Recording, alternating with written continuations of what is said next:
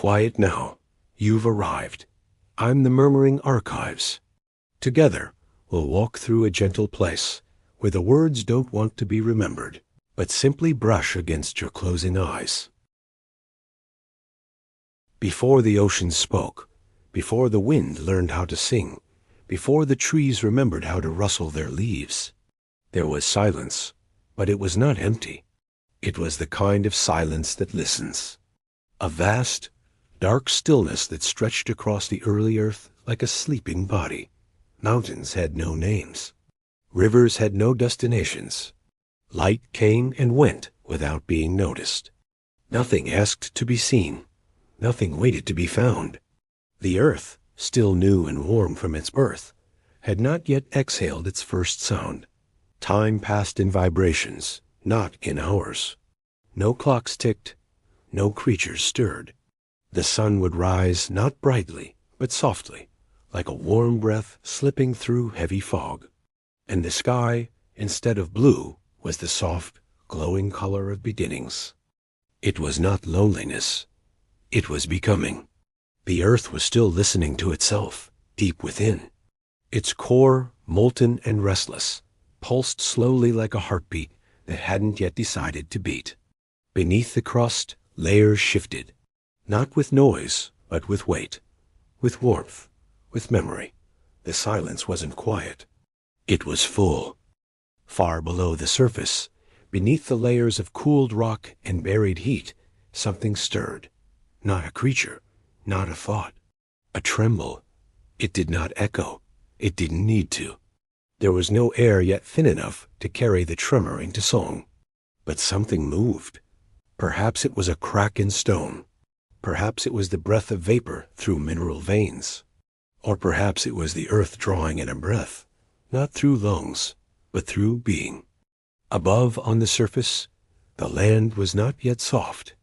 It was hard and uneven, torn by heat and reshaped by wind that didn't yet howl. There were no forests, no fields, just texture, black stone, red crust, pools of water too young to know what it meant to reflect. But even then, in that strangeness, the earth knew it was waiting.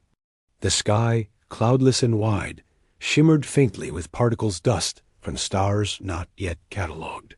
And across the surface, waves of air rolled without voice, brushing over land like fingers through untouched sand.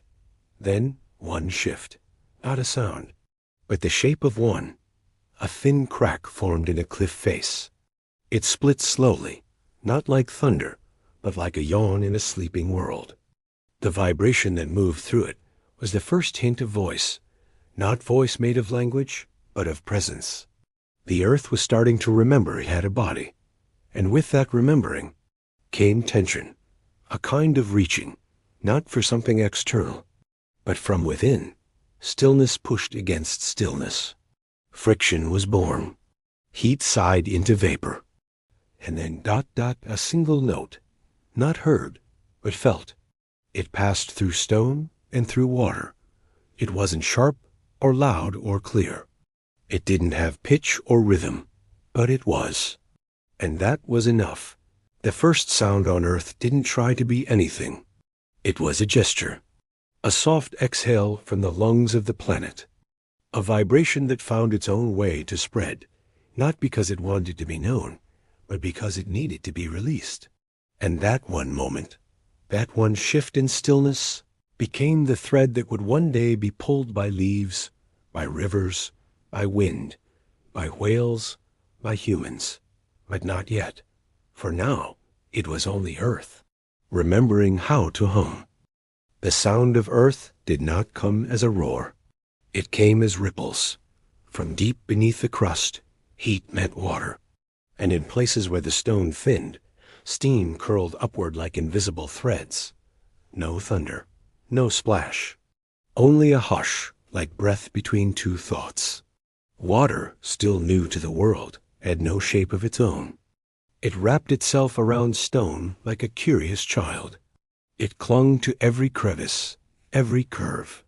It did not fall or flow, not yet. It waited, still learning the art of motion. Then came gravity's patient pull, One drop slipped, then another and another. What happened next was not sound as we know it. It was the first conversation between weight and surrender. The first drop struck stone, not with a splash, but with a sigh. That contact, soft and tentative, traveled not through air but through matter.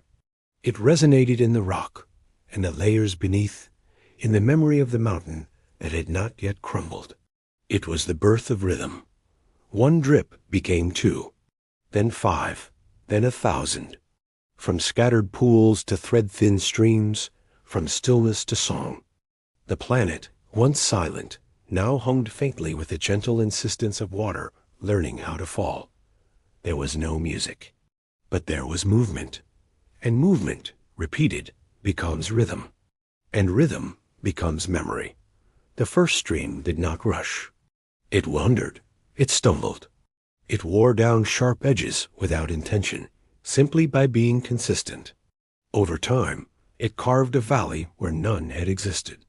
And in that valley, water spoke for the first time, not in voice, but in persistence, not in meaning, but in presence. The earth had begun to whisper, and the water listened. Where water moved downward, air began to move sideways. The first winds were not winds as we know them. They were shifts in warmth, soft currents drawn between cool darkness and the lingering heat of stone. They had no sound, only suggestion. But suggestion, like all beginnings, eventually gathers strength. Over empty plains of ash and stone, air began to drift. At first, it met nothing. It brushed past jagged rocks and waited for resistance. There were no trees to bend, no grasses to sway, no feathers to lift. Only open skin of a planet, unarmored and unshaped. Then heat rose, and the air followed. And where it moved fast enough, it pulled itself into spirals, into invisible fingers searching for something to touch. Dust began to rise. Grains danced. The surface responded, however faintly. And in that meeting of motion and matter friction, whispered its first word. A rush, a hiss, a flutter, the birth of air's first syllable. Wind did not yet howl. It did not yet scream across canyons or rattle the bones of trees, but it had begun to carry memory, from one valley to another, from mountain to open plain. It brushed against stone and learned the texture of difference. And when it passed over a hollow in the land, a cave, a crack, a curve, the air trembled. The air trembled. And in that trembling there was tone, not loud, not long, but real.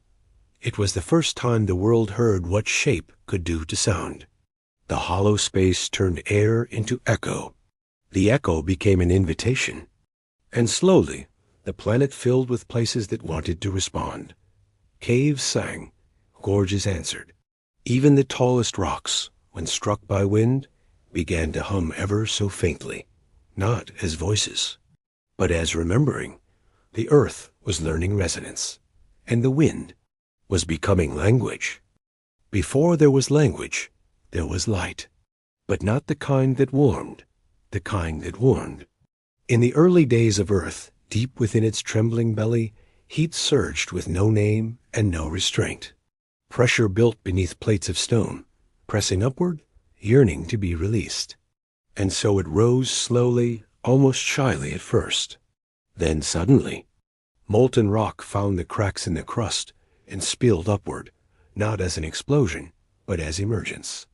It was the first eruption not of destruction, but of presence. And with it came fire. The fire did not roar. It exhaled. Slow, billowing breaths of glowing gas and molten memory. It lit the sky not with noise, but with brightness. It did not want to be seen. It simply could not hide. Then came the crack. Stone split. Earth shuddered. And what followed was not a scream. It was the earth forgetting how to hold still. The air shook. The ground lifted. And for the first time, sound moved faster than form. A wave of pressure rolled through space, striking everything in its path, not with rage, but with release. This was the first thunder. It did not follow lightning. It was lightning. A sky, once soft and veiled in mist, was now torn open by light, too fast to chase and too loud to escape. Clouds gathered not to weep, but to speak. Sparks danced among them. Particles kissed each other with furious electricity, and each kiss birthed a sound. Crack, snap, pulse. The heavens had learned to tremble. And in that trembling, new shapes of sound emerged, brief, violent, sacred. The earth was no longer whispering. It had begun to shout, but not in anger, in awakening. Fire taught earth how to release. Lightning taught air how to respond. Thunder taught silence that it could break and still return. Each eruption was a reminder. The planet was alive, and every silence that followed was deeper than the one before, because now it had something to return from. After fire had spoken, and the skies had quieted again, the earth did not forget. It remembered in layers. Each eruption cooled into shape. Each tremor settled into grain. Stone, once molten and formless, hardened into form, but never truly froze. Inside, it still held warmth, still pulsed. Stone was the first keeper. It did not tell stories. It became them. When wind passed over it, stone did not reply, but it received. When rain struck its face, it did not flinch. It absorbed. When pressure pressed from beneath, it did not protest. It shifted. Each mark, each crack, each line of sediment or fold of fault was memory. Stone remembered the first sound, not by echo, but by shape. There were places in the world, still are, where stones hung when touched, not because they are magical, but because they have heard so much. The earth speaks through them, not in words, but in the way they lean, in the way they fracture, in the way they endure. Stone remembers weight. It remembers warmth. It remembers waiting. And in the dark, when no one listens, stone still sings. Very quietly, to itself, not to be heard, but to stay whole. The sky had always watched in silence. It moved. It shimmered. It breathed light and let it go. But it had never wept. Until the first rain. At first, it was not rain at all. It was mist-thin, curious, drifting downward without shape or name. It did not fall. It arrived, slowly, like a memory returning before it was ever made. The earth, still warm from the breath of fire and thunder, looked up without eyes. Its surface, cracked and steaming, waited. There was no fear. There was no need. There was only the meeting. And then, a drop. The sound was not a sound. It was a question. A single bead of sky kissed the cheek of stone, then another, and another. Soon, the rhythm returned not from deep within, but from above. A gentle, persistent tapping, uneven, soft, each drop speaking its own small language. The sky had begun to write on the earth. The surface, once dry and defiant, softened. Tiny rivers formed, not with force, but with invitation. Water curled around rock like fingers lacing together in sleep, pooled in forgotten folds, traced ancient lava scars with loving precision. There was no need for thunder now. The rain did not demand attention. It offered tenderness. Every surface it touched became a speaker. Leaves not yet grown learned what it meant to be soaked. Valleys formed gentle lips and echoed back the falling rhythm with rounded resonance. In some places, the drops struck hollowed stone, and there briefly came melody, not composed, not repeated, but real. A hollow tone, a pulse, a breath between sky and soil. It was the beginning of sorrow and of song, because rain, unlike fire, did not need to be seen. It only needed to be felt, and through feeling, the planet remembered comfort. The first sound of rain was not simply falling. It was becoming. Long before leaves whispered, long before branches creaked in wind, The earth grew quiet in anticipation. It was the silence of something about to live. In a shallow valley shaped by time and softened by rain, the first forest began not with trees, but with breath. Tiny green threads pushed up from the soil, slow and trembling, reaching not toward light, but toward stillness. They did not move with purpose. They emerged because something inside them could no longer stay quiet. Roots reached downward like memory, rediscovering its source. Above, stems unfolded like soft fingers, not seeking, just opening. And with them came the first inhale. The forest did not yet breathe like creatures do, but it exchanged. It touched the air and let it go. It tasted the carbon, the sun-warmed wind, the memory of rain. And in that exchange, it exhaled something entirely new, a softness. The sound of that first breath was smaller than small, a shimmer, a shift, but it moved. Air, now warmer, slipped through 1,000 tender green mouths. The forest, still infant, filled not with noise, but with rhythm. The wind responded. It passed gently over leaves not yet named, causing them to tremble, not in fear, but in recognition. And for the first time, the world made music by accident. One leaf trembled. Another followed. A wave of vibration passed through the canopy, like a yawn stretching across a sleeping body. The trees began to learn. They could listen, and they could echo. No creature had yet arrived to notice. No birds to sing, no beasts to rustle. Only the trees and their breath, sensing with the pulse of light and wind in silence. Even the soil hummed. Tiny organisms, too small to see, began to vibrate with purpose. The roots heard them. The stems felt them. The canopy moved, not with urgency, but with quiet knowing. The earth had grown lungs, and with each breath the air learned how to stay. There was a moment long before eyes, long before color, when light began to learn the language of stillness. It did not arrive with a bang.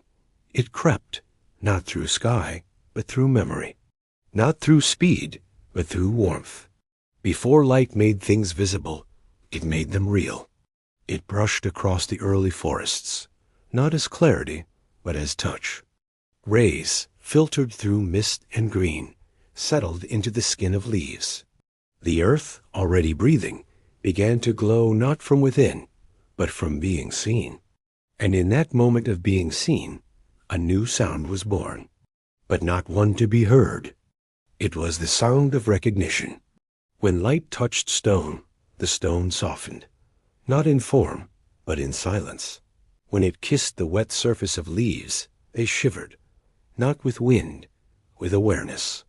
When it reached into the crevices of caves, even the shadows paused, not to hide, to listen.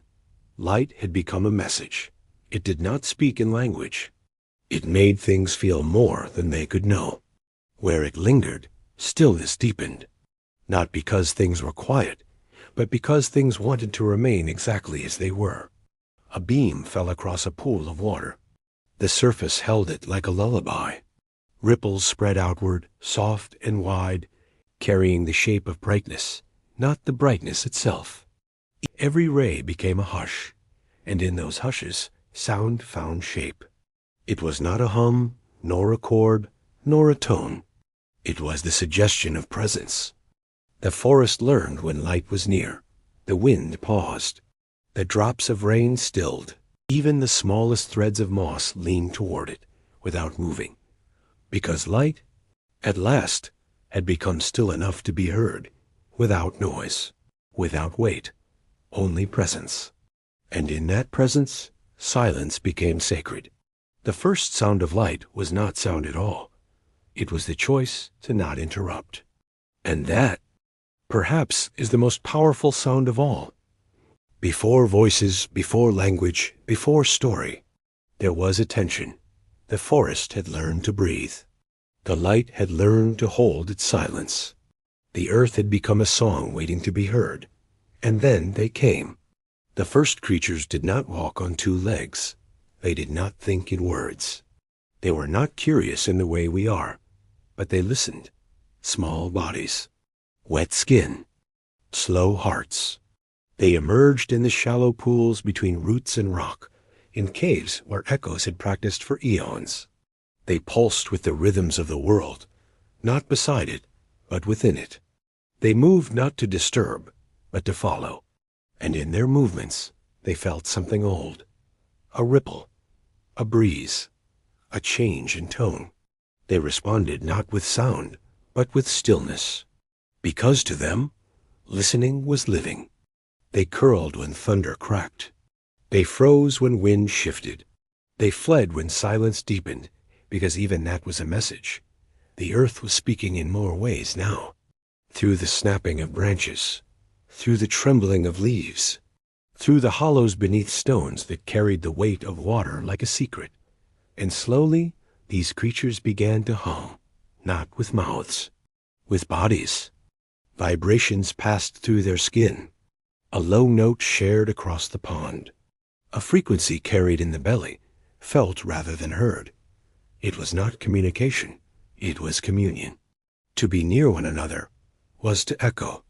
One creature stirred, another felt it, a third shifted, and the forest answered, not with a voice, but with response. The entire world was now alive with listening. Somewhere, a bird-shaped form twitched, not yet singing, but sensing. Somewhere else, a jaw vibrated in water, not biting, but receiving. Underneath it all, the earth exhaled, and they inhaled. Life had become resonance. No one needed to be taught. No one needed to explain. The air was full of feeling, and every creature carried the memory of silence in their bones. The earth had learned to breathe. The forest had learned to hum. The creatures had learned to listen. But something still lingered, a vibration too large to name, too slow to measure, too deep to end. What if the first sound never faded? What if it still echoes beneath everything, unheard, but present? Out in the dark space beyond the sky, stars pulsed with their own rhythms. Not fast, not loud, but steady, endless. They spoke in waves of light and gravity, in glimmers, in pull, in pause, and the earth listened, not as a planet, but as a participant. It rotated not just to move, but to answer. Its spin was not mindless. It was rhythm. The moon circled not to control tides, but to dance. Everything spun. Everything repeated. Everything remembered. Even now, your body keeps time. Your lungs rising and falling. Your heart thudding its quiet language into your ribs. Your breath sensing with a rhythm you never chose, but always knew. You are not separate from the first sound. You are its continuation, each sigh you release, each heartbeat that flutters just before sleep, each moment of stillness before a dream arrives, is part of it. The first sound is not gone. It never ended. It simply became you. Now let it be quiet again, not because there is nothing left to say, but because everything worth hearing is already inside you. The earth is still breathing. The stars are still turning. And you are still listening. Sleep now. Let the sound carry you back home. When the comet knocked the Chicxulub whisper. The earth was not young, not anymore. It had already dreamed in stone and fire. It had already sung with the winds of creation. It had already watched mountains rise, watched oceans swell, watched creatures grow teeth and tails and stories in their bones. And yet, it did not know what was coming, because the silence had not yet learned its name. Far beyond the edges of the sky, beyond the pull of any known force, a body moved, not fast, not loud, but constant. It did not shimmer. It did not burn. It did not seek. It only continued. Somewhere in the dark of the early solar system, a piece of forgotten ice and dust older than Earth, older than light drifted. No eyes saw it. No minds named it. It did not know its purpose. It only approached. And Earth wrapped in sunlight and forest and feather and fang, kept spinning, unaware, unworried, still breathing. There were no clocks in the Cretaceous, only rhythms, a chorus of breath, a flick of tail through fern, the rustle of scale against bark, the creak of the ground beneath massive weight, and the wine-soft, warm, tired slipping between the leaves. It was morning. A soft mist still curled between tree trunks. Above the canopy, winged shapes wheeled in the pale gold of dawn. Below, creatures large and slow and ancient moved without hurry. They were not kings, they were not monsters. They were part of the forest as much as moss or shadow. The earth breathed around them. A sauropod bent its long neck, not to scan for danger, but to drink from a still pool. Its eyes blinked once, then again, as droplets fell from its lips like tiny echoes. Somewhere nearby, smaller creatures chirped and leapt through the underbrush. The air held warmth, but not heat. The ground was damp, but not cold. The world was balanced, almost lazy in its turning. Birds did not yet sing. They shimmered. Their cries short, clipped, but not meaningless. Just ... Minimal, like punctuation in a poem of the forest. Far above, the clouds were thin and high. No one watched them, but they watched everything. Not with eyes, but with memory. The earth had known many skies. But this one held a whisper, a pause in the rhythm, a slight stillness between the breeze. And still, no one noticed. The creatures ate. The plants drank light. The rivers wandered. The volcanoes slept. And something in the silence waited to be named. Far beyond the circling moons, past the reach of Earth's quiet breath, something moved. It had no name. It had no need for one. It had never turned, never paused, never burned bright enough to be seen, but it had always moved. A comet, not a ball of flame, but a body of silence, of ice, of time. It did not come suddenly. It had begun its journey before the first tree bent in the wind, before the first egg hatched, before the first fin brushed against coral reef. It had waited longer than memory. And now it came, not toward Earth, just forward. But the Earth would be there. The space between stars had never been quiet. It was filled with drift of dust, of frozen tears, of abandoned things. And among them the comet drifted. Its path was not curved. Its path was not chosen. It simply was. Behind it, a tail of particles stretched like breath exhaled into the cold, invisible to eyes that did not yet exist. But present, so present. Light touched its surface only briefly, and then not again. It did not glow. It did not declare. But gravity had begun to notice, the pull, the ache, like a string being drawn tighter and tighter without sound. Planets nearby, though unaware, shifted slightly. Just enough. And Earth, still spinning, still dreaming, still unaware. But something, some small frequency in the core, had begun to tremble, not in fear, in recognition. Something was coming. It would not arrive in seconds, or minutes, or days. It would arrive in silence, first, then everything else. The forest did not speak. It never had, but it noticed. Not all at once, not loudly, not even clearly, but something shifted. The birds, small and nimble, began to fly lower. Their wings cut the air in strange arcs, not wide and rising, but tight and unsure. The insects, those endless hums in the underbrush, paused more often than they buzzed. The wind, still warm, now arrived with a kind of stutter. It no longer glided. It lurched. And the shadows, they stretched wrong, not longer, not darker, just ... off, as if the light had grown tired of arriving in straight lines. On the ocean, waves came not with force, but hesitation. They collapsed in strange rhythms. like a melody being forgotten halfway through its own song. No one screamed. No one ran. There was no thunder. No quake, no sky tearing open. Only pause. Only almost. The earth did not panic. It listened. And beneath its crust, in the deep veins of molten thought, it began to prepare. Not for war, for change. Somewhere beneath a cliff where ferns swayed without wind, a single creature stopped chewing. It blinked. Once. Twice. It did not sense danger. It sensed difference. Far away, clouds gathered where no heat had called them. In the thin air above mountain peaks, static whispered. The atmosphere was remembering something it had not yet learned. A pressure, a pull, a premonition. Not loud, not sharp, but certain. The animals still moved. The trees still drank light. The rivers still curled around stone. But underneath it all, a rhythm had faltered.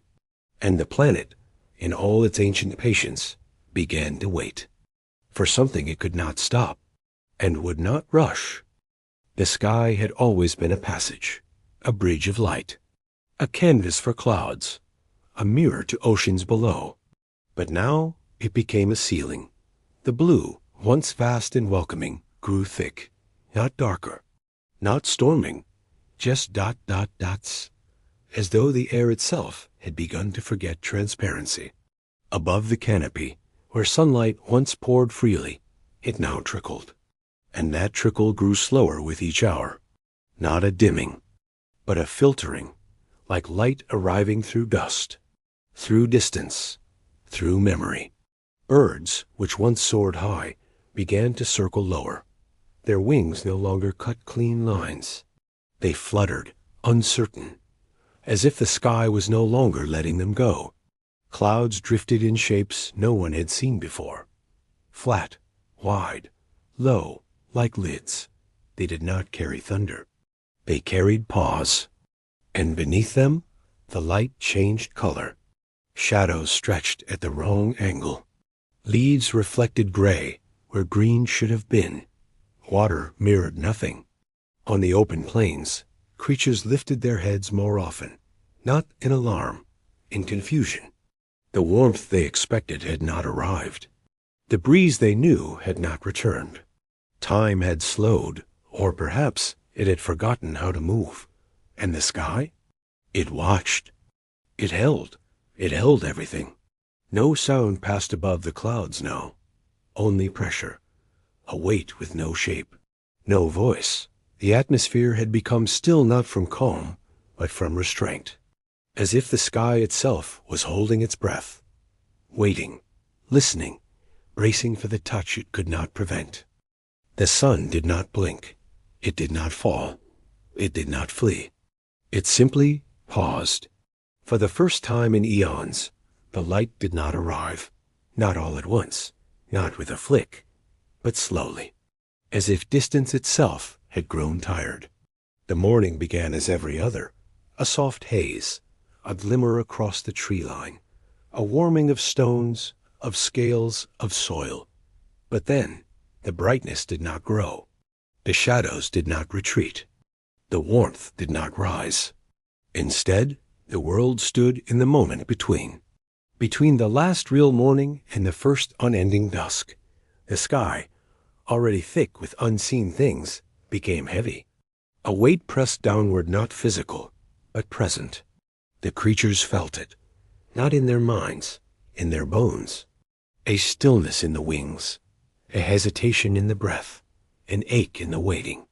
Insects stopped mid-hover. Larger animals stopped mid-step. Even the river slowed, as though the pull of the moon no longer mattered. Above it all, the clouds congealed. They did not move. They did not break. They dimmed. The sun, still there, still whole, could no longer reach. Its rays arrived dull, then dim, then gone, not dark. Just absent. No color, no shadow, no reflection. Just the suggestion of light, forgotten mid-sentence. And earth? It did not cry. It did not shake. It received the absence like it had received every other presence, with gravity, with breath, with time. Somewhere, under a branch that would never grow another leaf, a creature lay still, not because it had fallen, but because it had finished.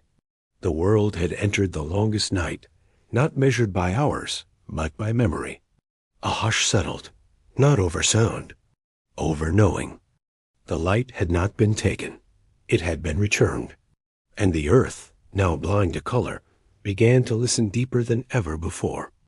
It did not begin with sound. It began with weight, a weight the earth had never known. Not from within, but from above. High in the atmosphere, so high that clouds could not reach. It entered, not blazing, not roaring, not tearing, but pressing. A pressure unlike any other, growing larger not by expansion, but by certainty. Chicxulub, a name no one yet knew. A visitor no one invited. A memory not yet made. It came not like fire from the heavens, but like a closing hand. The sky, already dim, collapsed around it. Air fled before it. Light bent beneath it.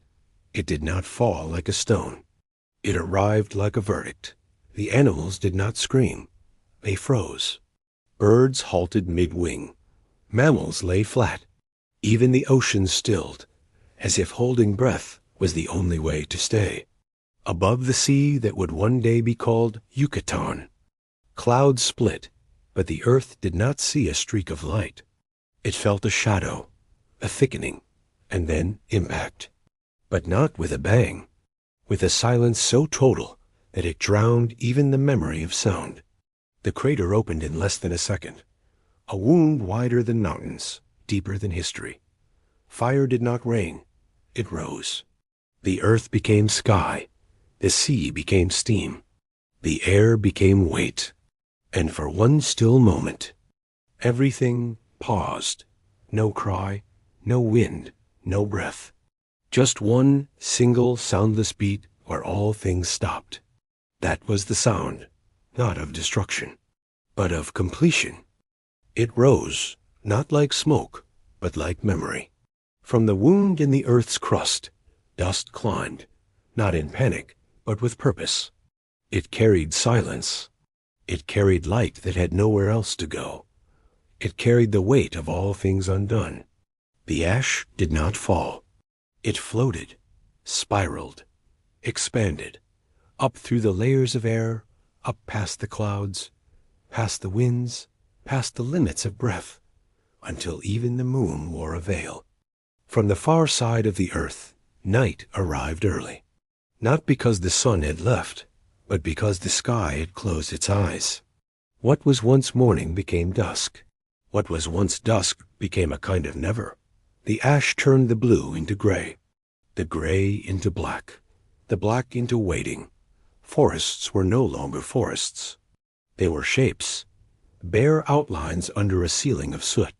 Rivers thickened. Lakes held reflections of nothing. Mountains watched from their peaks as the world forgot the sun. And in the deepest silence, snow began to fall, not from clouds, from ash. The world did not freeze yet, but it remembered what it meant to be cold.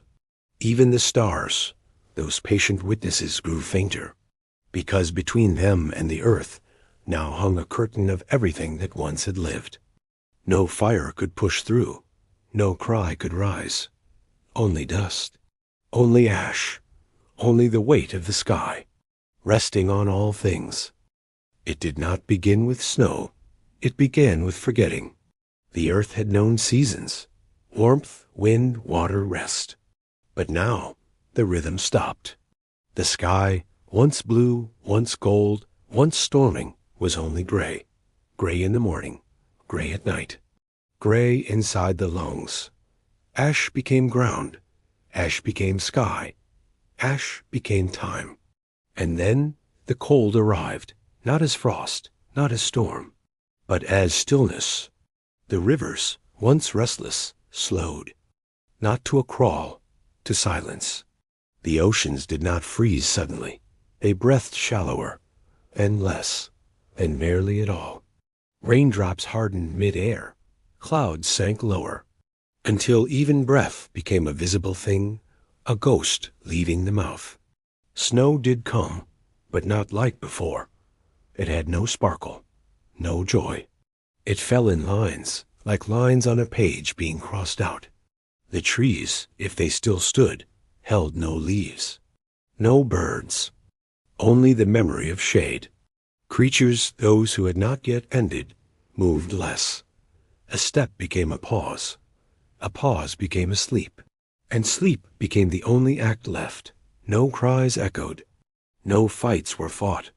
The earth did not resist the cold, it received it. Like a lullaby long overdue, the skies dimmed further. The sun was still there somewhere, but its voice could no longer reach the surface. And so the days were not days. They were hours stretched across weeks, across years, across uncounted time. This was not extinction. This was hibernation of a planet, of a memory, of sound. The earth entered the kind of winter that has no beginning, no middle, and no need for end. A winter so complete it did not need a name, because in that hush there were no mouths left to speak it. Beneath the frost, beneath the ash, beneath the silence, something remained. Not loud, not large, not ready, but there, buried in soil not yet soil, where warmth still lingered like an echo, life curled inward. It did not crawl, it did not grow. It waited, in cracks beneath the sea, in bubbles beneath the mud, in roots that had not forgotten how to feel. Bacteria, older than death, shimmered without light. They had no eyes, no mouths, only memory, the memory of heat, the memory of movement, the memory of being more. Even now, when the world was hushed beyond sound, they whispered, not in words, in replication, in the slow, sacred copying of life from life. They were not new. They were never gone. They were the pause between epochs. In the deepest trench of the ocean, something twitched. In the hollow of a seed, something hummed.